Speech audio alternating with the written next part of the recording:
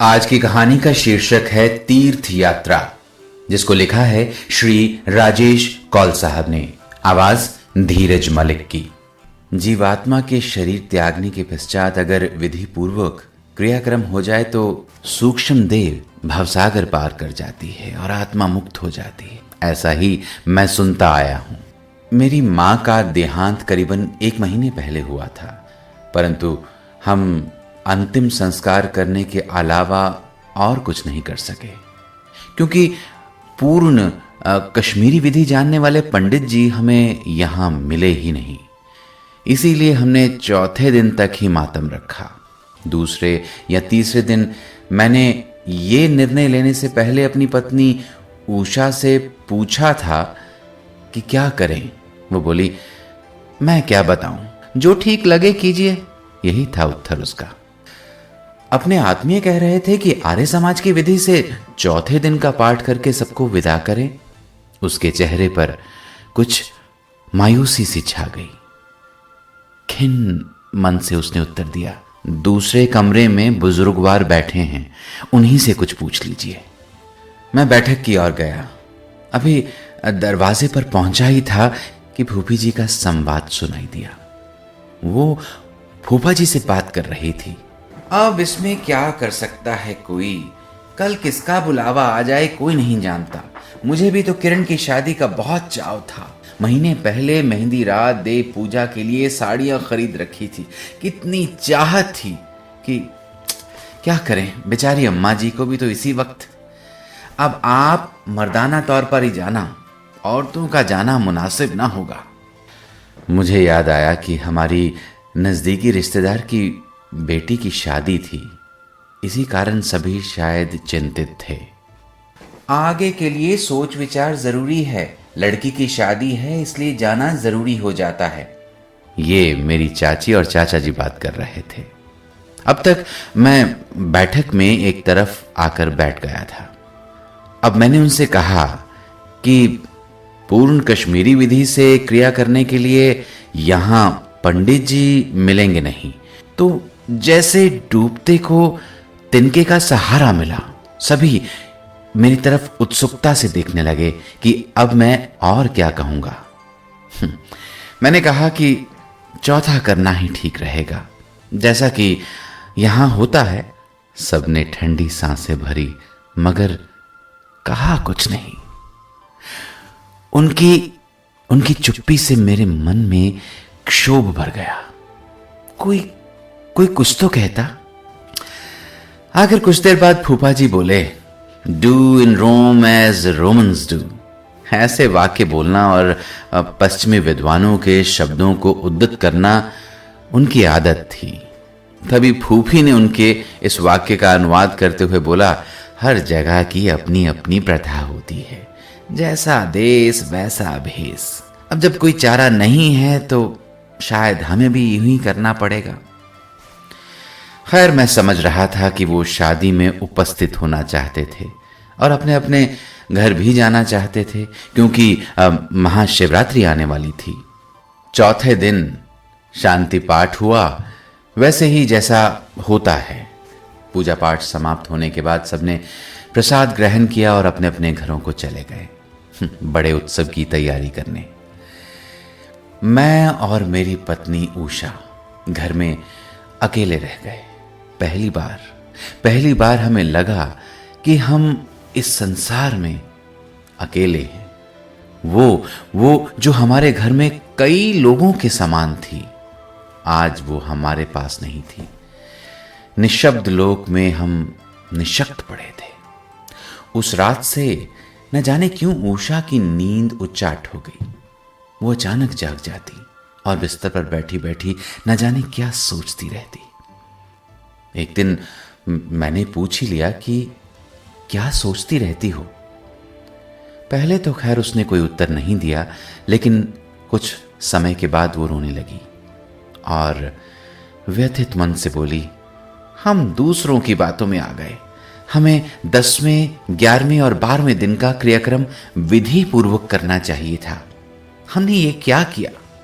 राजमाता से कम नहीं थी आपकी मां, और कैसा व्यवहार हुआ उनके साथ। किस तरह से पाला था उन्होंने हम सबको, कितना स्नेह देती थी, किस किस का उपकार नहीं किया, आंखों भर बिठाती थी सबको, और आज आज सबके सब जैसे मेरी आबरू उतर गई हो। मगर पुरुष का अभिमान आड़े आया। मैंने कहा, कश्मीरी ब्राह्मण ही नहीं मिले तो करता क्या, अपने आप को आंख में झोंक देता? नहीं, असल बात तो यह थी कि तुमने मन से कोशिश ही नहीं की, और फिर हम हरिद्वार भी तो जा सकते थे, उसने मुंह फेरते हुए कहा। घर में सभी रिश्तेदार आए हुए थे, क्या उनको घर से निकाल देता? उसकी आंखों में 2 आंसू छलक आए। मैं उसकी वेदना समझ गया और कहा, अरे तब क्यों नहीं बोला? अभी भी कौन सी देर हुई है, अभी चले चलते हैं, अब तो लगभग 1 महीना होने वाला है। जब किसी की असमय मृत्यु हो जाती है या किसी का मृत शरीर कई दिनों तक मिलता ही नहीं किसी दुर्घटना की वजह से, तो क्या उसका क्रियाक्रम नहीं होता? दिल हो, इच्छा हो तो सभी होता है। मैं बिना प्रतिक्रिया सब सुनता रहा। इतने बड़े घर की मालकिन, बेटा इतना बड़ा अफसर, और मां के साथ ऐसा व्यवहार, उसने निराश होकर कहा। मैं उसे देखता रहा और सोचता रहा कि क्या ये वही उषा है जो मामूली सी बातों पर मां से झगड़ा किया करती थी? ऐसे क्या देख रहे हो, क्या मैं झूठ बोल रही हूं? मैंने उसकी कोई बात का उत्तर नहीं दिया। तुरंत दूसरे कमरे में गया, कंप्यूटर चलाया और हरिद्वार के लिए 2 टिकटें बुक करवा ली। दूसरे दिन हम पूरी सामग्री के साथ हरिद्वार पहुंच गए। साधारण किंतु असाधारण गंगा घाट। निर्मल जल के प्रवाह ने उषा का दिव्य भाव भी प्रवाहित किया था। वो खुश थी, प्रसन्न थी। हमने शांति से बिना किसी विघ्न के 10वां, 11वां और 12वां दिन अधिष्ठ को समर्पित किया। मैंने 10वें दिन सर मुंडवाया, बिल्कुल वैसा ही जैसा कश्मीर में घाट पर रिश्तेदारों आदि की मौजूदगी में होता था। 12वें दिन क्रियाक्रम समाप्त होने के बाद हम दोनों गंगा के किनारे टहलने लगे। कहीं कहीं काम चलाऊ दुकानों पर छुटपुट सामान बिक रहा था। कुछ आवाजें कानों में आ रही थी, बहन जी ले लीजिए, बहन जी ये शंख बहुत ही अच्छा है, आपको सस्ते में दे दूंगा। अरे बाबूजी ले लीजिए, ये कुर्ता तो देखिए गर्मियों में खूब काम आएगा, इसके साथ ये गमछा भी दे दूंगा, जिस मर्जी रंग का ले लीजिए। सामने तिरपाल बिछाकर एक बूढ़ी औरत गंगा जल ले जाने के लिए बोतलें बेच रही थी। उषा ने कुछ सामान खरीदना शुरू किया, मैंने भी कुछ सामान खरीदा और हम सब सामान कंधों पर लटकते भारी होते झोलों में ठूसते गए। उषा ने कुछ सामान यूं ही बेचने वालों का मन रखने के लिए खरीदा था। खैर मैं अब लौटना चाहता था, मगर उषा ने और आगे जाने की इच्छा जाहिर की। आगे एक विशाल वृक्ष के नीचे एक वृद्ध महात्मा जी बैठे थे। उनके सामने 20-30 लोग भी बैठे थे। कुछ चेले प्रवचन की तैयारी कर रहे थे। हम दूर से देख रहे थे, पर उषा के आग्रह पर हम भी भक्तों की भीड़ में शामिल हो गए। महात्मा जी कुछ कहने लगे। उन्होंने कहा कि सभी उपस्थित जन गंगा जी में जाकर 3 डुबकियां लगाएं और 15-1 मिनट के बाद वापस यही मुलाकात होगी। उसके बाद वो अपना प्रवचन आरंभ करेंगे। उन्होंने कहा कि पहली डुबकी तन की शुद्धि के लिए, दूसरी मन की शुद्धि और तीसरी पवित्र दृष्टि के लिए। खैर मैं ऐसी बातों पर ज्यादा विश्वास नहीं करता, इसलिए अपने स्थान पर ही बैठा रहा। मगर उषा स्त्रियों के झुंड के साथ गई और कुछ देर के बाद उनके साथ ही लौटी। जब उसने मुझे अपने स्थान पर ही बैठा देखा तो आंखें तरेर ली। उसने वही कुर्ता पहन रखा था जो अभी अभी पटरी से खरीदा था। उसके गीले बालों से पानी की बूंदें घास पर गिर रही थी। उषा ने गीले कपड़े थैले में एक कोने में रखते हुए मुझे कहा, जाइए आप क्यों नहीं गए? मैं तो सुबह ही नहाया था, कितनी बार नहा लूं, मैं लकीर का फकीर नहीं हूं। क्यों हर वक्त जिद करते हैं? दोबारा नहाने में कोई हर्ज है क्या? खैर, अपनी पत्नी की नाक रख लेने के गरज से मैं गंगा की ओर गया। कपड़े उतारे, डुबकी लगाई। पानी ठंडा था, शरीर सिहरने लगा। इस कारण पानी में ज्यादा समय तक रुक नहीं सका। दूसरी डुबकी लगाई, पहले जैसा ही अनुभव था। मैंने अपना सर पानी से बाहर निकाला, चारों तरफ नजर दौड़ाई, सब कुछ वैसा का वैसा ही था। तीसरी बार जब मैं पानी के अंदर गया तो पूरे शरीर में सुरसुराहट सी हुई। फिर लगा कि जैसे किसी शून्य की तरफ जा रहा हूं। क्या मैं उड़ रहा था? ऐसा ही कुछ लग रहा था। ये क्या?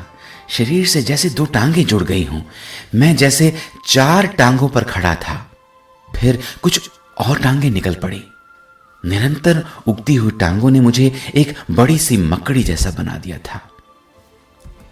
अब मैं धीरे धीरे चल रहा था क्योंकि मेरा शरीर भारी हो रहा था, मगर नजर साफ हो गई थी। सामने जो कुछ भी था वो साफ साफ नजर आ रहा था।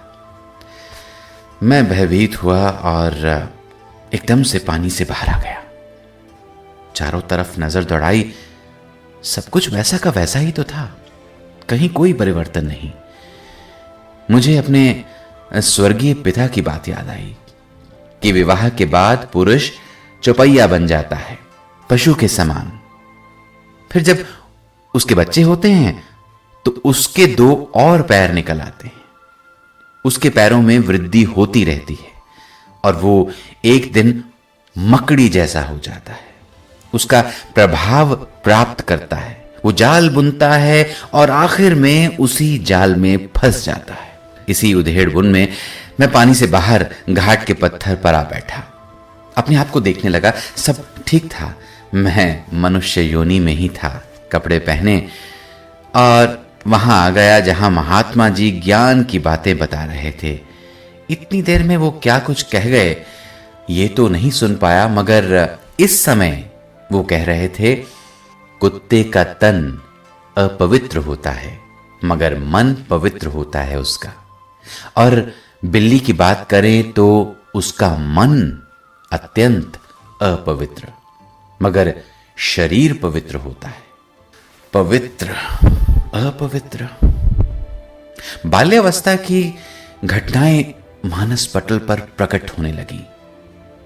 जब कुत्ता आता था तो सारा घर फिर से लीप पूत दिया जाता था, मगर जब बिल्ली आती तब भी तो मां प्रवचन के लिए लिए जाती थी। उन दिनों की कई सुनी हुई बातें, कहानियां जो समझ से परे थी, 3 ऋण, धन, अन्न, दान, संकल्प, आत्मा, दर्शन, मीमांसा। तभी उषा ने कुहनी मारी, कहां खोए हो? सुन भी रहे हो कि स्वामी जी क्या कह रहे हैं? हां, मैं फिर से स्वामी जी को सुनने लगा। वो कह रहे थे तो मैं जो ये सारी बात समझा रहा था कि कुत्ते का मन पवित्र और तन अपवित्र, बिल्ली का मन अपवित्र, और तभी सभी एक आवाज में बोले, तन पवित्र होता है। मेरे मन में भी एक प्रश्न मुझे झकझोर रहा था। मेरा चित्त अशांत था। एक पिशाच की तरह मेरा प्रश्न मुझे परेशान कर रहा था। मैंने हिम्मत करके महात्मा जी से पूछा, स्वामी जी, इंसान का मन? उन्होंने मेरी तरफ देखा। आंखों में न स्नेह था न ही गुस्सा। उनकी मनोस्थिति का अंदाजा लगाना मुश्किल था। चारों तरफ खामोशी छा गई। प्रवचन सभा में बैठे सभी स्त्री पुरुष मेरी तरफ घूर घूर के देख रहे थे, जैसे मैंने कोई अपराध किया हो। स्वामी जी ने आंखें बंद कर ली और ध्यान में चले गए। संध्या समय तक वो ध्यानस्थ ही रहे। कुछ लोग निकलने लगे थे। तब तक उषा बैठना चाहती थी, मगर मैंने उसे चलने को कहा। ना चाहते हुए भी वो मेरे साथ होटल की तरफ चलने लगी। कुछ ही देर में हम इष्ट सिद्धि लॉन्च पहुंच गए, मगर मैं तब से मैं तब से ही अपने उस एक प्रश्न की प्रतीक्षा में भटक रहा हूं।